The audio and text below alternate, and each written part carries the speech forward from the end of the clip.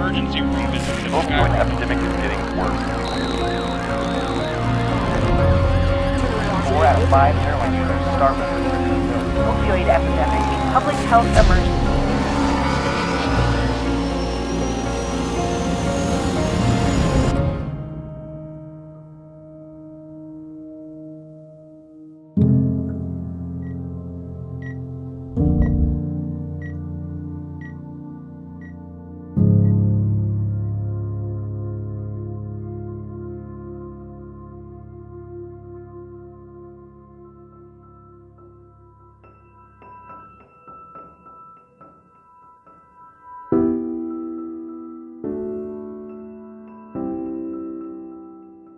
I was a big football fan, and my favorite player was Bubba Smith for the Baltimore Colts. And I told Cindy, if we ever have a son, I'm going to call him Bubba. Eventually, Bub just stuck, and he was known as Bub forever, all the way through high school and college. He was a boy that every father wants, and I'm glad he was mine. Michael Edward Yannick. He worked so hard, even during grade school. He'd come home from football practice and he'd go shoot baskets as soon as he got home. His aspiration was always to play at a higher level. So he did get recruited all over the country, but I knew in his heart he was going to stay home. He was more my homebody, where my girls more independent and they were traveling here and there. Bub loved home, and he loved family. He and I in particular were really close our whole life. Bub was the kid that cared for the other kid that was getting bullied. You know, he'd take him in under his wing when it wasn't cool. He had such a big heart for the underdog. Always, he would tell me things. From giving money to the homeless man on the street to asking me if I have any extra dishes for a coworker who was getting her first apartment. She didn't have enough money. Did we have any extra dishes laying around? And I'd say, yeah, sure, you could have them. I really loved watching him because he was a leader and a captain, and he had a big personality both on the field and off the field. So that translated into our family and every other possible life he touched.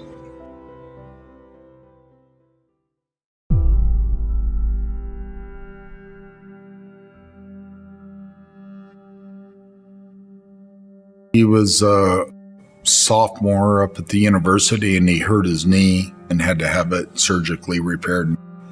And this is where he got introduced to pain-killing prescription drugs by a doctor.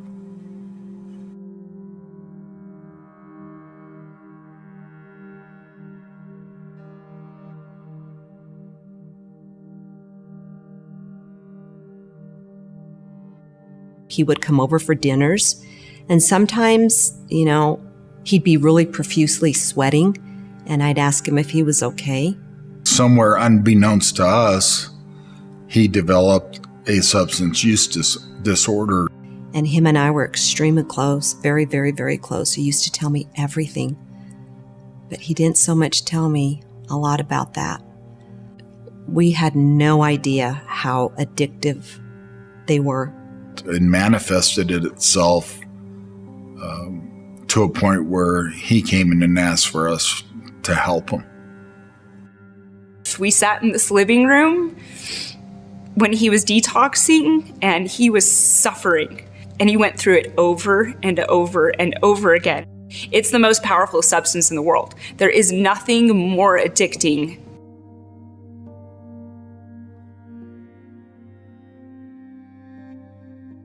I was young, but I knew what was going on. And it changes a person. We were so naive and unaware of how powerful pain-killing prescription drugs are. And he didn't want to do that to us. I know he didn't. And my mom and dad never gave up on him. They just kept fighting for his life. Addiction was the most challenging thing we've ever all faced. And that's why it's so devastating. because it affects everybody in that family. Many people believe that it's a character flaw. It's a brain disease. And we have since learned that after between 2 and 4 doses of an opioid pain-killing prescription drug, you can become addicted. It changes the brain that quickly. It's that powerful. Of course, we didn't know that at the time.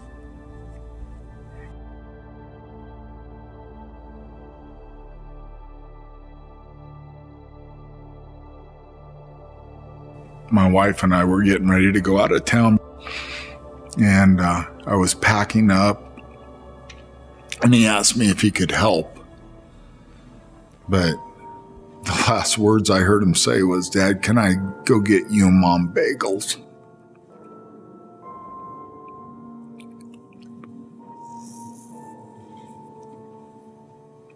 I gotta take a minute.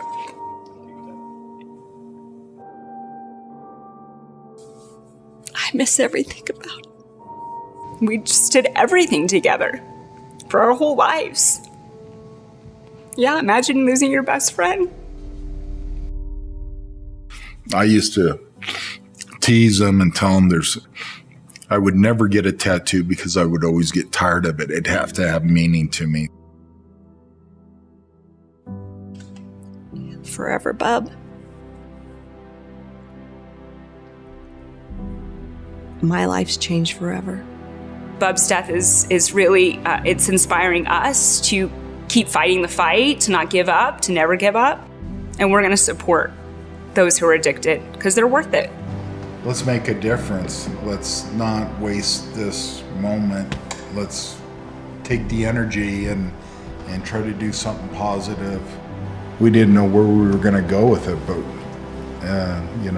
it's narrowed down to youth prevention and education right now.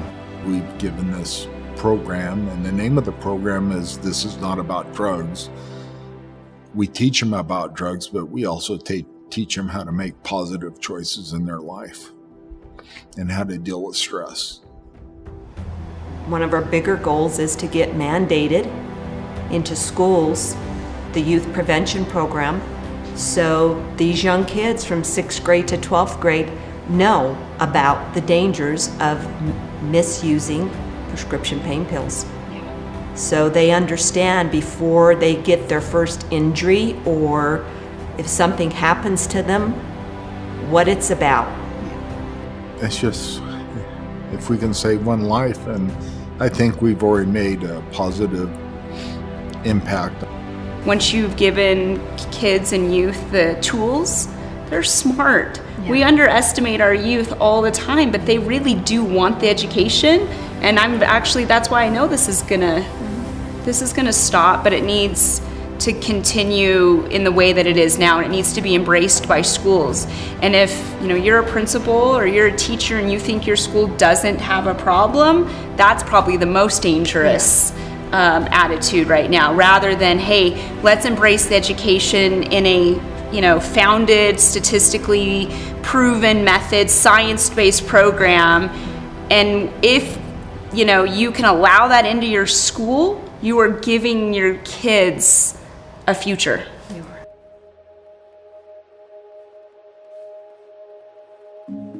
When you got a hug from him, he just sucked you in. He had these big giant arms, and he would hug you.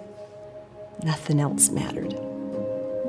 It honestly kind of gives me chills right now, just because we were out in Flagstaff when Bub passed away, and I actually had to drive all the way back, and I knew that I was going to be speaking at the funeral, and I was just trying to think about what Bub meant to me and kind of like his persona, and I was like, what, and the first thing that came to me was just like his humongous, like, it's like a bear hug, but you call it a Bub hug, and so I don't know, it resonated with me, and I just felt like he gave these to us, and it was really part of his persona. And I feel like if we can give that sort of like hug or help to somebody in need, that maybe we can make a difference. So that's kind of where that came from. I don't want his death to be for naught, and his legacy will continue, but his legacy will be to save other people, to save those that are struggling so hard to battle this disease, to make changes, to bring awareness, to have resources in our community, to end the stigma. That's what he would want. And as long as I'm alive, this is what I will do.